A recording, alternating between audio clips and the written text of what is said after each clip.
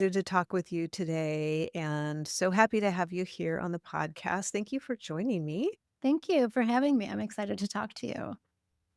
This is such a cool conversation because I know a bit about you. We've talked a little bit, and what I love is that you started working with kids, and then you were like, wait a minute. I think I can more impact with the parents. So that is what we're going to part of what we're going to dive into today. But tell us just first a little bit about Free to Fly. I think this is so great. So I just want to hear a little bit about your book. Yeah, so I my intention with the book is to help parents know that they have so much more power than they think they do over what happens to our kids, our influence over them, and our level of understanding of our current culture and what's going on, Mhm. particularly around technology and how it's affecting their development. So I happen to think that with information, with a lot of education, I do a deep dive into child development. It's good for parents to know what their kids need and when they need it on a multifaceted level. So, not just from a social emotional perspective or a psychological perspective, but from a physical movement perspective and how the brain develops, and even how we develop a connection to ourselves or a connection to our spirituality.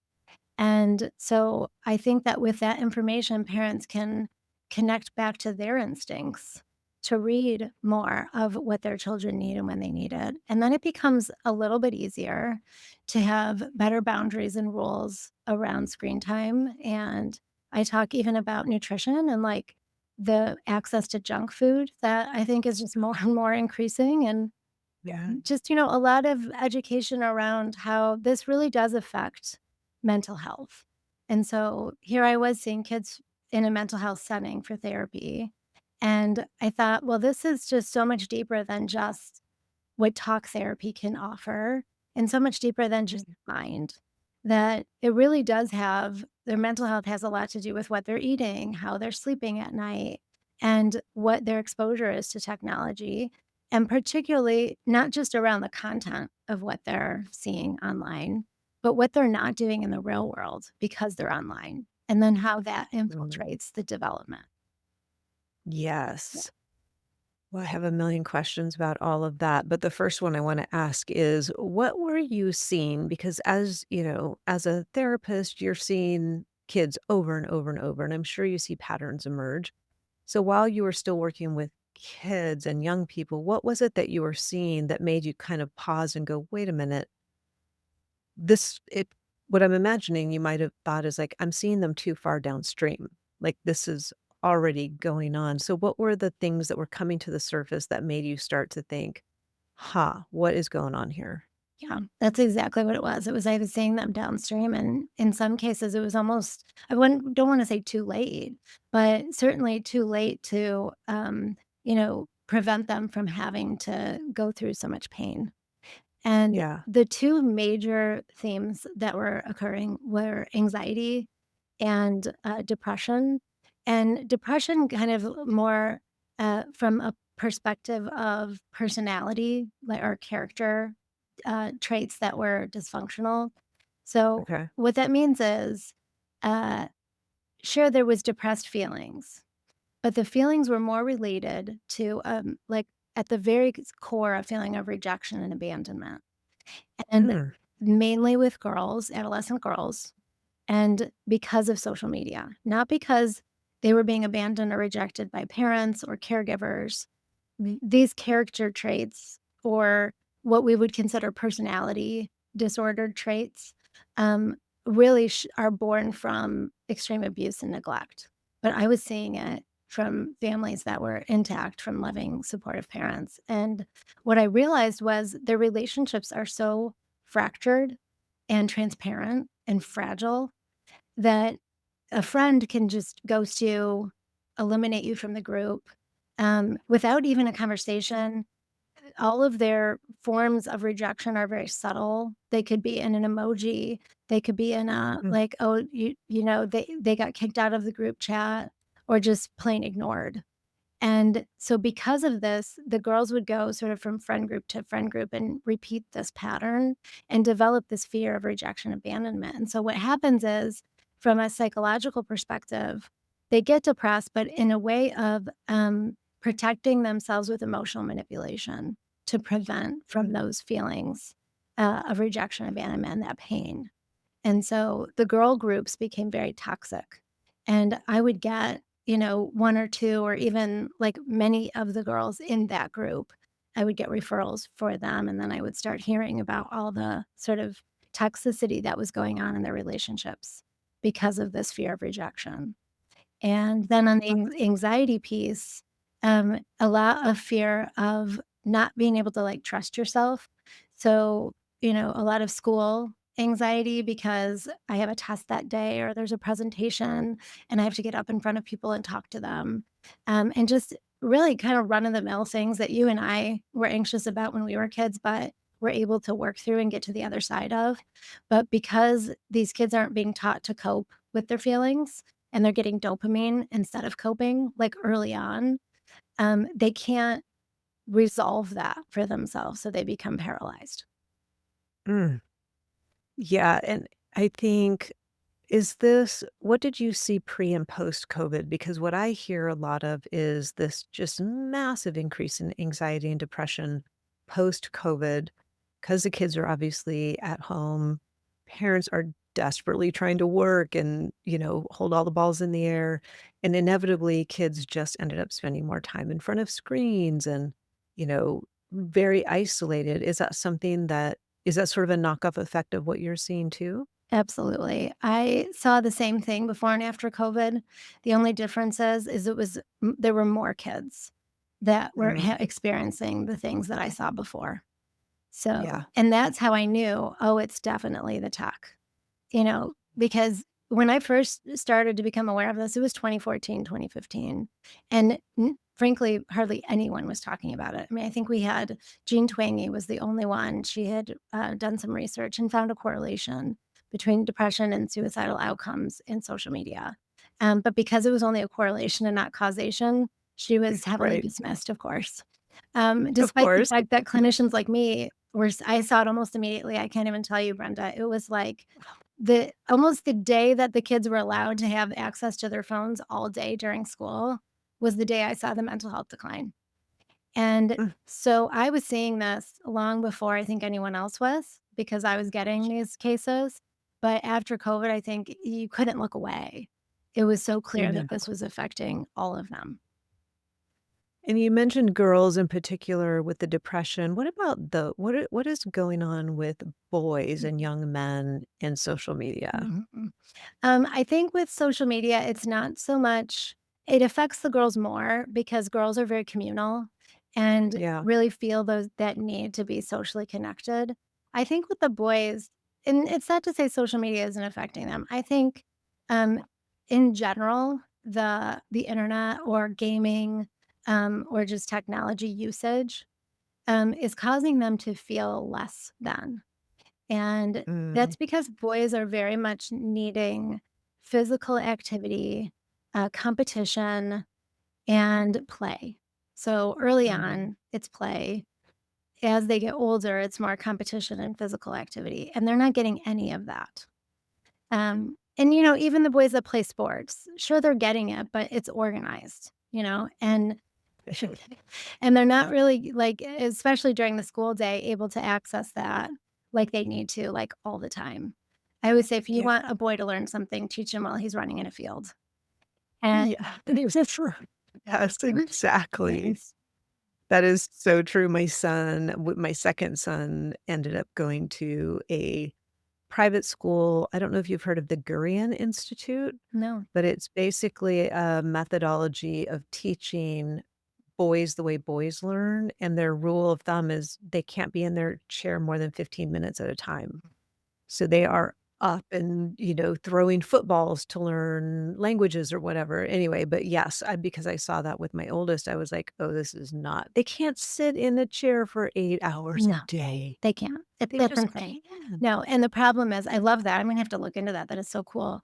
But Yeah. the problem is that because they have to sit for 8 hours and they can't and they're not doing well doing it, now we're pathologizing them and saying they're ADD or they're ODD, which is oppositional defiant disorder, and we're telling them they're the problem. So what they're doing is internalizing the shame and then not knowing what to do with that. They don't have an outlet for it. They don't know how to communicate it. 9 times out of 10, they're told not to communicate it because boys don't cry. And so then Right. it's just this compounding of bad feelings about themselves that turn into a feeling of not feeling enough or strong enough. And for a boy, that's really painful, almost unbearable, because boys need to Yes. feel strong and capable. 100%. And what I hear a lot and what I've heard from my son is because he was diagnosed ADHD when he was in 3rd grade, um, he felt like growing up, he got this message, and I don't know, like, I don't remember saying it overtly, so I think it was more subliminal, is "You're broken. There's something wrong with you. You need to be fixed." Because it was like, "Let's try this medication. Let's try that medication. Okay, that one didn't work. Let's try this dose." And so it was this constant, which you can see in 3rd grade, you're like, "Okay, clearly I'm not okay without something, like, I need something to be different," which means I'll be accepted because as soon as we got a good medication and dose, all of a sudden the teacher stopped calling and I wasn't getting all of the I wasn't sitting in his classroom all the time. So it was like, I just think, man, they're getting this message from such a young age that something's wrong with them that needs to be fixed. And that's a heavy burden to carry. Yes, it is, very much so. And then that medication piece of relying on something outside of yourself, something Yeah. chemical that is is reducing your internal locus of control and your internal motivation. Because, Yeah. how can you expect a young boy, especially, a developing brain that doesn't really understand any of this, to think otherwise? It's sending a really Yeah. strong message. It is. I'm just thinking about you sitting with these kids and then thinking about the parents. And I always walk this fine line of helping parents understand you have a role in what's going on. Like you said, it's not causal, right? It's not an if then, it's not a you do this, they do this, but we absolutely have an impact and influence on what's going on. And that can be good or that can be not so good. So when you start seeing a parent, what are some of the more common sort of, I'll call them dysfunctions or, like unhealthy patterns that are going on that are then impacting the kids that you used to work with? Does that make sense? Yeah, absolutely. Yeah. Okay. Very common today is for parents to not be able to manage their own discomfort for whatever Mm, reason. Maybe they have childhood pain that was unresolved. Maybe they are using their devices too much and checking out and not really, working through something hard. Maybe they're not challenging themselves and feeling like they're growing as an individual. Also, a lot of parents today are over indulging and over doing it with their kids in terms of making them happy. And so there's a myriad of reasons why parents are struggling with being uncomfortable in themselves.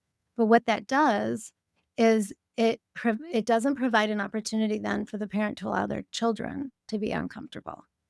And these are basic things like, if your kid forgot their homework and they're at school, and now, of course, all the kids have access to phones when they're at school. So they call you and right. they say, "Mom, I forgot my homework." And now most parents today would bring their homework up to the school, even if they're in the middle of their workday, even if they have to be inconvenienced, they'll do it. Now, some parents will do it and then yell at their kid later and say, "You made me leave work," right? Right. And so 2 things are going on. One is we can't even bear the thought of our kid having a natural consequence for forgetting their homework, right? Because that's really painful and uncomfortable and, "Oh my gosh, their grades." And at the same time, we don't know how to have that boundary and express and communicate that, "Hey, I get it. This is really upsetting, but I can't leave work. It's just not okay for me right now." Yeah. And then later, you don't have to be resentful and yell at your kid because you actually felt like you said your boundary, it was respected, and Sure, everyone's gonna be uncomfortable with what happened, but everyone's gonna get to the other side of it. And right there, you've just made your kid more resilient and you've allowed yourself to have that boundary, and that's healthy for you. So Mhm. that's one example of many of what parents are coming to me with. But at the very core of it, it's this lack of ability to be uncomfortable. And It's so interesting, It's because it doesn't seem like it's I don't know, I guess I would think that something that causes so many difficulties down the road would be a little more complex. I mean, not that that isn't complex, but it's something where, like you just said, "Okay, everybody's gonna be uncomfortable, and then everybody's gonna be okay." I guess you get through that moment, right? You get through that discomfort, maybe it lasts an hour or a day or a week or whatever, and then we keep going. But we have this like, we're just so allergic to that discomfort, whether it's in ourselves or watching our kids struggle is so hard. yeah, and really, there's a lot of lessons that are getting lost on the kids because of it. So think of that homework example. The lesson would be, well, you don't want to forget your homework again because that was really painful. And so chances are the kid isn't going to forget their homework again. And then the parent doesn't have to keep running the thing up to the school. Because I know parents that it's not just the homework, then it's the soccer cleats, then it's the lunch, then it's, because they forget everything because they're not training their brains to remember or having a system of organization to remember. And I think Right. that's because the technology isn't just affecting the kids, it's affecting us too, as adults, as parents. And it's making us comfortable and it's making our lives convenient. So then we just Yeah. default to, "Oh, I'll do that for you," because that's just gonna make everything easy. Yes, and because I can, right? Like, Yeah, I'm capable of doing that, and also we just feel like, well, if I don't do it, am I being a terrible parent, right? Like, I think we get very confused too about, well, is that the right thing to do or is that the wrong thing to do? And it gets a little confusing because at some level you think, well, I isn't that what I should do? And then, you know what I mean? It's hard to know where do you stop and at what age do you do that? If your 23-year-old is calling you, "Hey, I ran out of gas. Can you come put gas in my car?" It's like, you probably knew how to put gas in your car a few miles back. And but at the same time, it's like, well, I'm available, I could do it. So I think it does get really tricky as a parent to know when to step in, when to step back, and how to let your kids know that you're gonna be doing that because that's, I think, an important element too, is to be able to have a conversation to say, "Hey, I know I brought you your homework last week," or, "I know I filled your tank with gas last week. Now that I think about it, I probably shouldn't do that going forward," or something. Like, how do we kind of prepare them for this pulling back that we're gonna try and do as we're letting everybody feel discomfort? that's right. Yeah, I have an example of that. My youngest daughter is 11, and just recently, so it would have been the spring or end of the school year, she was running for the student government, and she needed a poster board to make her election poster board, right? And it was, I don't know, maybe it was Thursday, and I know what happened. I'm sorry. I'm gonna back up. So on Monday of that week, we had gone to the office supply store because she had another project that she needed a poster board for. And so before we checked out, I said, "Do we need anything else? Are we good for the week?" Because having kids like that spring, end of year, May Of rush course. is like every day there's something Bananas. banana. And I was like, "I am not coming back to the office store this week." Yeah. So we checked out. She says, "No, we're good." Well, what do you know? By Thursday, she's like, "Mom, I need a poster board for the student government election on Monday." So what do I do as a parent in 2025 when we have Amazon is order the poke board on Amazon because I didn't make Of time. course you do. Of course I do, right? Well, Amazon said it was gonna arrive Saturday, but it did not arrive Saturday. And so here we are Sunday morning with this dilemma of I didn't plan to go to the office store. We had a very busy day. And, I like we can't get you poster board. I don't know, what we're gonna do. So we ended up feeling like we had to go to the office store and get the poster board. She ended up doing it. And then I thought about it. Well, I was angry, right? So I was Right. feeling that sense of, uh, you know, she didn't tell me, and I can't believe I did this. I can't believe I, went to the office store to get it. And, so I thought about it. It took an hour. I needed an hour Yes. because it was That's the May. pause button. The pause button is magic. Yes, it is. And I had launched a book in May too. So not only is it Oh like school gosh. rush, but my book is launching in May. It was just like the month of crazy. So I realized that I used the convenience of technology to then have a lesson get lost on her. Because the lesson should Mm, have been, you have a bike. We have a store that's within biking distance that you can ride your bike to. And, yeah, it might be a little hard to roll up the poster board, maybe put it under your arm or something while you ride home. But you also have an older brother who has a car and can drive. And so you can arrange maybe with him. Maybe he has time to take you. But yeah. moral of the story is you needed to have solved that problem. And I stepped in and solved the problem with convenience. And so the lesson got lost on her, and then I ended up getting frustrated. So I talked to her Mm, about that, and I explained to her that I made that mistake as a parent, and that next time we're gonna have to learn a lesson from it. And yes. so it does get us too, this technology. It's not just them. It totally does. I can just see this going through your mind. You're probably like, "I wrote a book about this." Like, gosh. So when I took the shower and I realized and it hit me like a light bulb, I was like, "Oh," I fell Oh for it. my god. Well, it's so true, and I talk about this with our folks in our community as well, is I think it's helpful when you're in one of these situations where your child is I don't wanna use the word demanding something, but sometimes it can feel like demanding, Yeah, no matter what age they are, 13, 23, where if you've always stepped in and they're just assuming, of course, you're gonna step in. And why is it that we feel so obligated to do it, you know? And I think what you said there, you said resentment, which I think is a huge piece of this. And if we're always feeling this sense of resentment, like, oh, my time is being impacted. I don't have time to drive to the store, or I don't want to get up and make for so many years, I would make how many different dinners, right? Like, well, this one wants this and then this one wants this. I mean, sadly, I have to say up until like middle school, like I'm not just talking when they were toddlers, like I did this and then you end up being resentful and then that just festers until you get to a point where you kind of explode, which is not fair to them. yeah. So I see this cycle all the time, and I'm curious what your thoughts are on why do we feel this obligation? And I don't know if this is you probably have a better read on dads, but I know for moms in particular, we just feel like, okay, I got to step in, I got to do this, I got to solve it, I got to run the errand, I have to make the food, whatever it is. And then why are we so afraid of saying no? That doesn't work for me. Like, what is it about that? Yeah, that's the discomfort. And interestingly enough, I see it in dads too, because they don't know what their role is. And Mm, they're sort of just losing their instinct as well.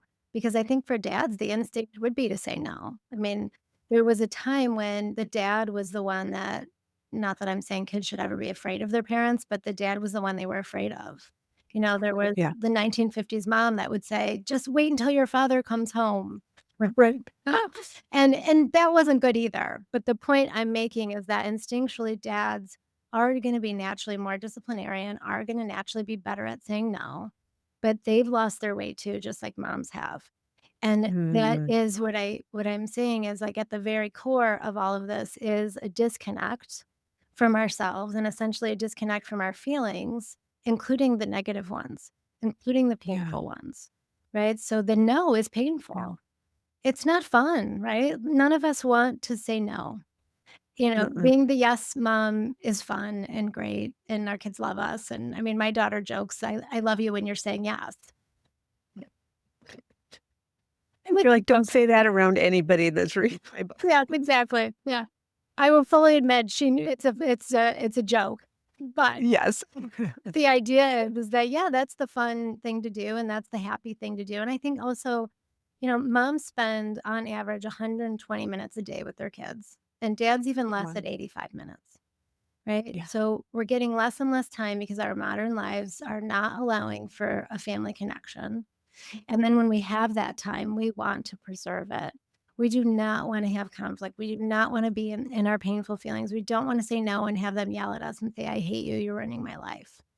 Yes. Right? But this is Mm. what I try to help parents with is that the no is actually love because Mm. the no is teaching them how to live without us because that's the ultimate goal. Right. Which is so paradoxical.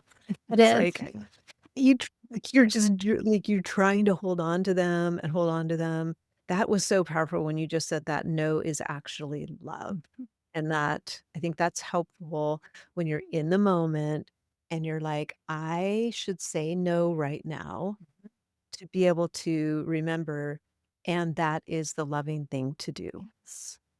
Yeah, because it feels so backwards, that's right. you know? It does. But what will happen is they will feel more connected to you because your no is out of their safety. Right? Right. And they know that, like, on some level, it's their job to resist it, it's their job to push back and fight because they're growing up and they're saying, "You're not in charge of me, I can take care of myself," right? But Yeah. they appreciate that because they know that you're doing it for their safety, and then they're gonna be more likely to want to be around you, to want to talk to you, Yeah. and you won't feel disconnected like you think you will, it's actually quite the opposite. Right. You could just experiment with it for a little bit. But a question I have is, do we need to say no and then give a reason?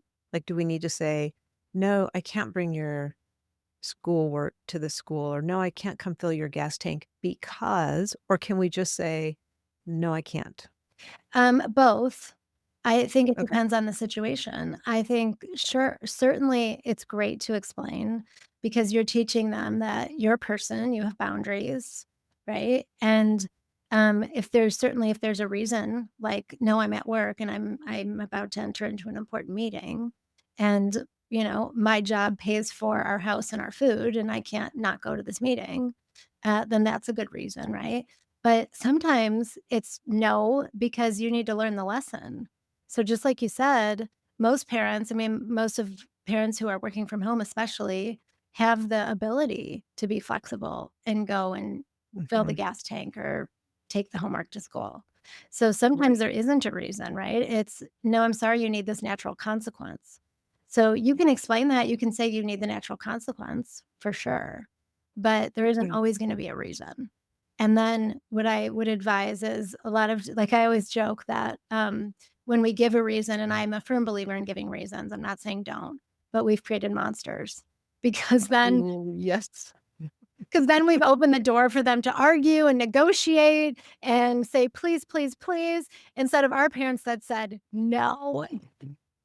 Well, that was exactly my next thought and comment was, especially with our kids who are misusing substances, they are brilliant negotiators, and they are brilliant at coming up with the reason why if I say, "No, I can't, I'm walking into a meeting." "Well, when is your meeting? Is it in 5 minutes? Because 'Cause you're only 3 minutes away, and then you would have time to get back." Like, they're so crazy good at Yeah, this.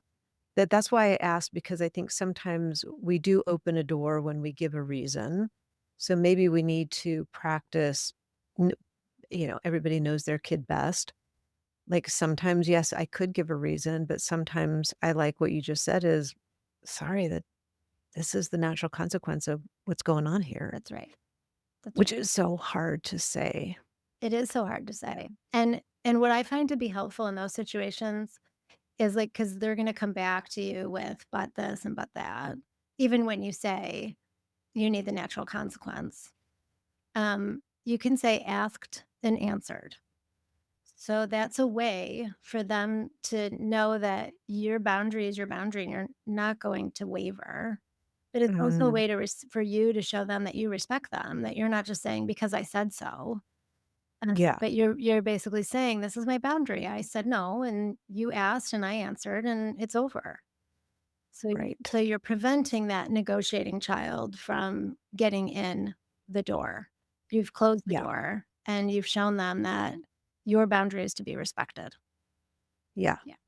Yes, it is always tricky. It's like, how much do I explain? Because I just don't wanna have the half an hour of negotiation afterward. Absolutely, and my kids always did the thing of I would always explain, but then they would still say, "But why?" And I would say, "I already explained it to you. Do you want me to explain it again?" Yeah. Would you like me to do it in sign language this Yeah. time or in Spanish or like, What do you need to how do I hear? But why? yeah. Oh, well, also, when you said that moms spend about 120 minutes a day with their kid, is that what you said? Mhm. I just wanna make sure I got that right. Yeah. Okay, because when I try to be extremely good on my phone, like, I have a 15-minute timer on Instagram, I can't it shuts down after 15 minutes, and it still says, like, 3 point something hours a day that I have screen time. Now, I don't know what all is included in screen time, like, that could also be my meditation, but in general, it's like 3 to 4 hours a day, and I think I'm probably on the light side. Mhm. So, we're spending more time face to face with our phone than we are with our kids, Absolutely. Yes, which is terrifying. it is. Yeah. Yeah, when you think about just the time, and then when you are with your kids, what is going on? Like, what are you doing? And Right. I think that when we can be aware of that, it's good, it's eye-opening. And you're right, terrifying, but in a good way to help us to understand that we need to make some changes. Yeah. Yeah. Well, I think going back to the coping, because I do think that's what this all boils down to is the ability to cope, the ability to be uncomfortable and know that we're going to survive it. Like I always say, no one has died of an uncomfortable conversation. Like Mhm. it's just an uncomfortable conversation. You might sweat a little bit. You might, your eye might twitch. I don't know. But we typically get through them. Uh, and learning how to do that, get more comfortable with being uncomfortable in a way that we can model that for our kids so that they're seeing without being obnoxious about it, right? Like, we don't wanna be like, "Look, I'm being so comfortable with this uncomfortable situation." That is but how do we if we are recognizing, "Okay, I am that person, and I was for so long the conflict avoider." And it was interesting because it was only at home. Like, I could do conflict at work, no problem, but the minute I got in my car, doot, doot, doot, drove home, opened the garage door, walked in my house, it was like I was a different person. Do you see that? Like, how and I've gotten better, but I'm not great at it still. Like, how do we get more comfortable with these things that feel so awkward and uncomfortable and make us just kinda wanna I think where I went with this, I was thinking about the phone. The phone can be a very comforting place just to stick our head and scroll and not have to deal with stuff. That's right. That's what's happening. So the how is very much related to the phone, and it really is a matter of spending time with your family without devices.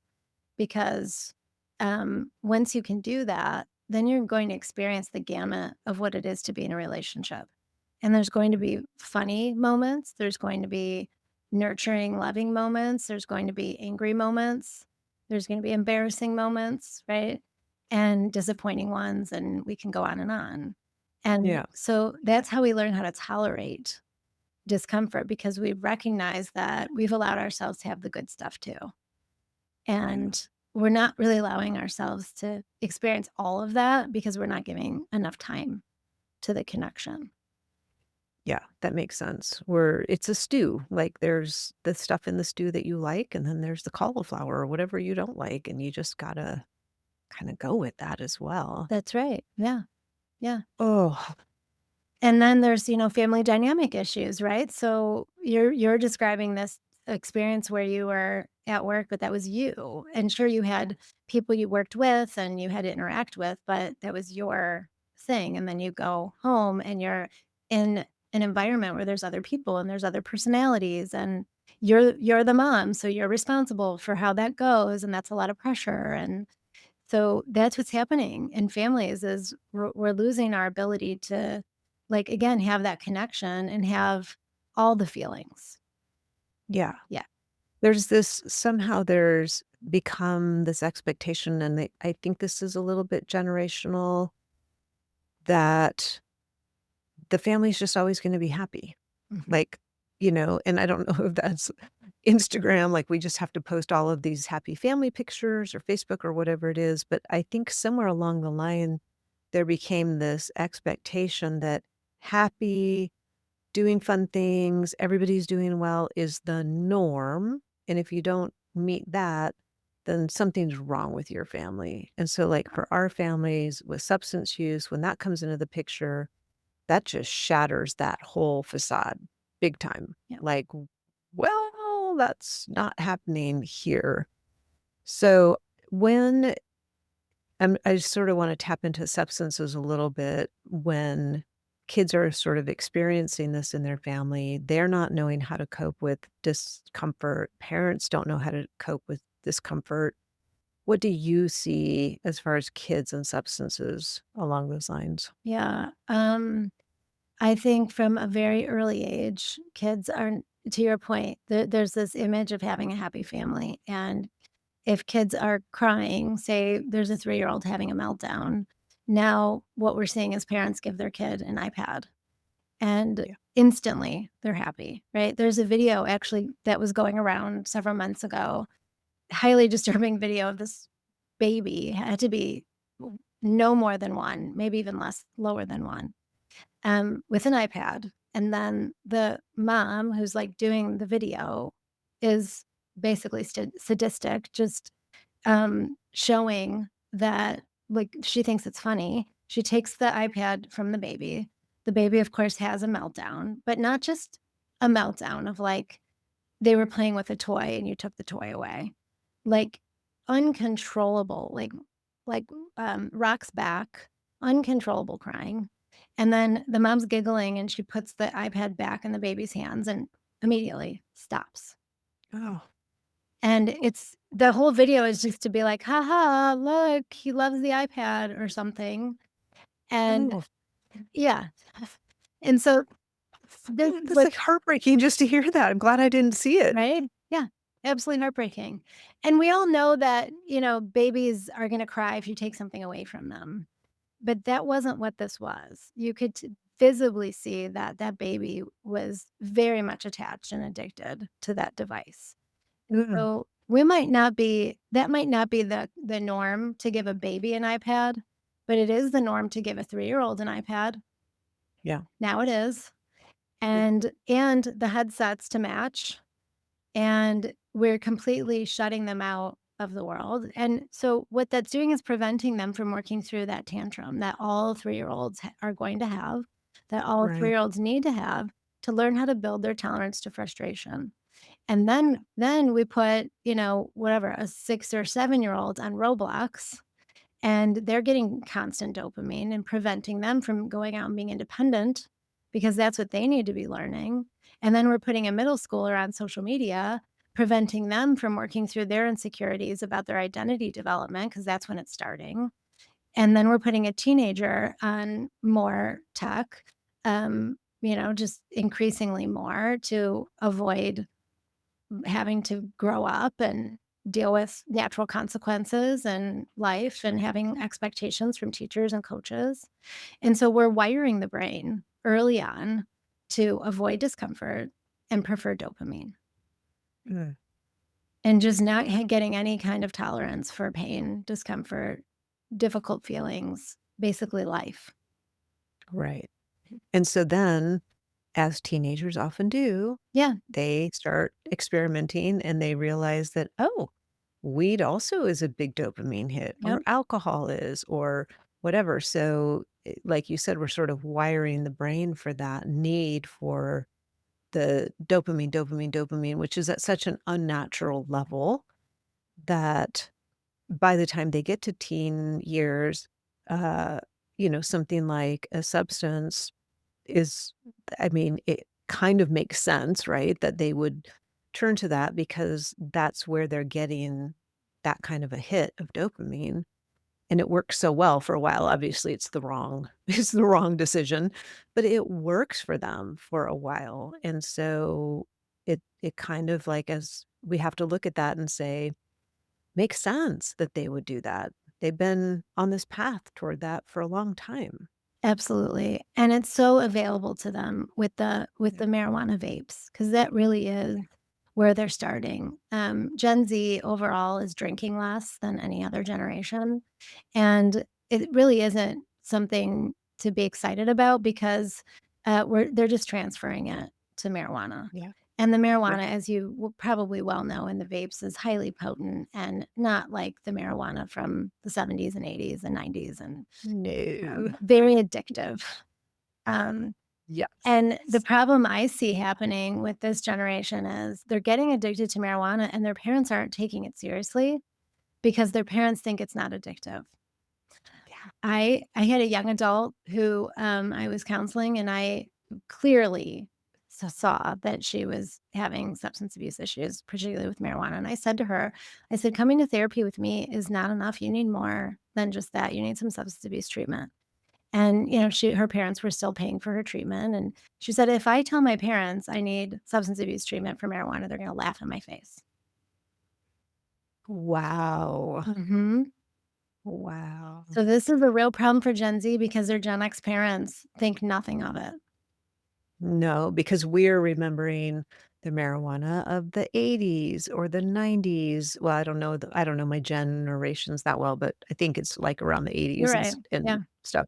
And yeah, you're right, it was 4 to 7%, I think, potency Mhm. in those days, so you aren't gonna have those kinds of issues where these vapes I mean, it is just really super scary, and a lot of times also, I think there's the problem that the parents don't necessarily know because they're easily hideable, Yep, don't have a fragrance, so you can't necessarily smell it, yeah, and so you might go for a while before you really even know what's going on, but then if you match that with, "Oh, well, it's just weed," and I hear the same thing, "Well, I'd rather have them doing that than drinking." yep, 'Cause, they could go out and drive drunk, and it's like, "Oh, actually, it's really, really, really bad," and, oh, I feel so sorry for that girl. yeah, If she can get some help. yeah. Well, this was a while ago. She's doing much better now, Or but yes. okay. Yeah, Yeah.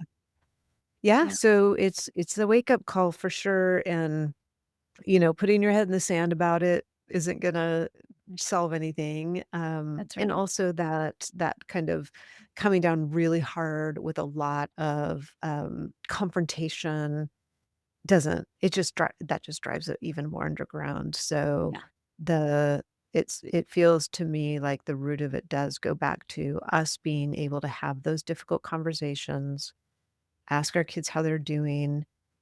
I do think that post-COVID, this cohort of kids who are at home, even starting as young as 3, 4, 5, who were on iPads a lot, yep, those kids are now, call it 9, 10, mhm, or 10 to 13, and and from what I hear in the mental health field is we are just seeing the tip of the iceberg, mhm. which is really scary. Are you seeing do you think that as well?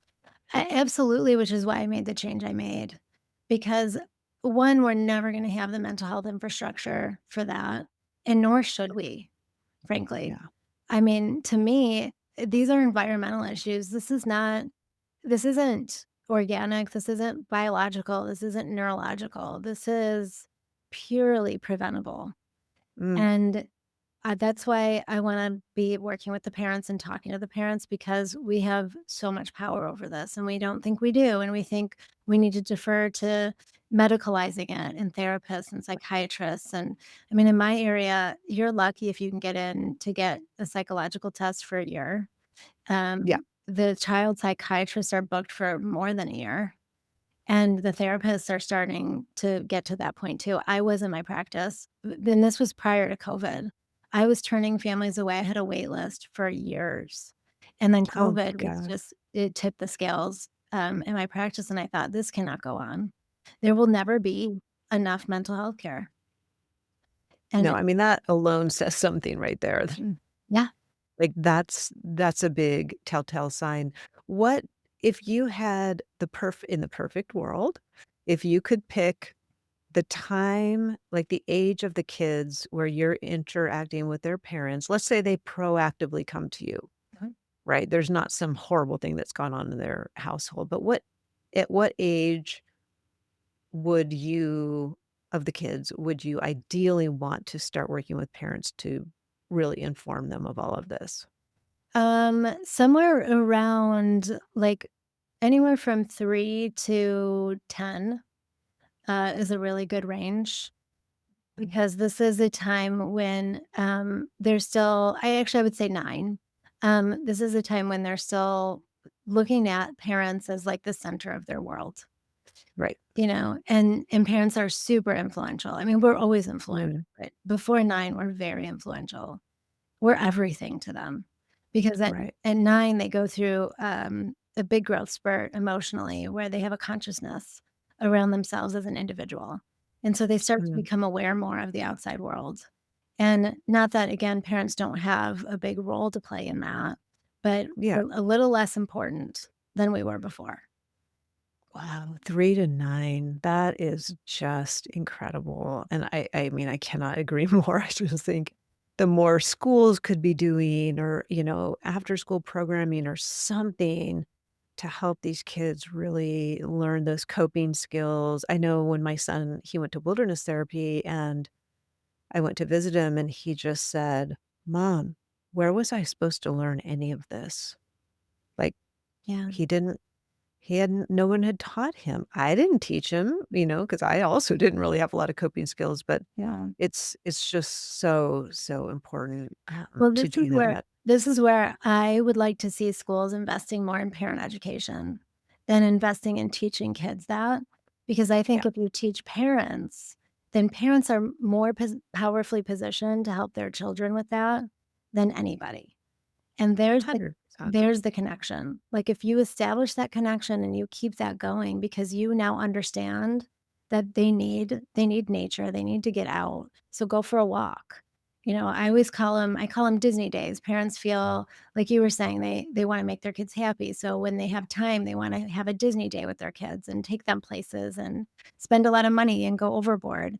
And that's not what they need. Like, take them for a walk, put your phones down, go outside, barefoot in the grass, and, that's really where schools can play a role, is helping parents Mhm. understand what their role is and what they need to do, and to be more involved in terms of the connection. Like, we have a lot of parents who are really great volunteers, and they show up, and they, do all the things, and they do the bake sales and the fundraisers, but we really want parents to know that putting your phone down and walking with your kid is more important than anything. Yes, more important than the bake sale, That's right. for sure.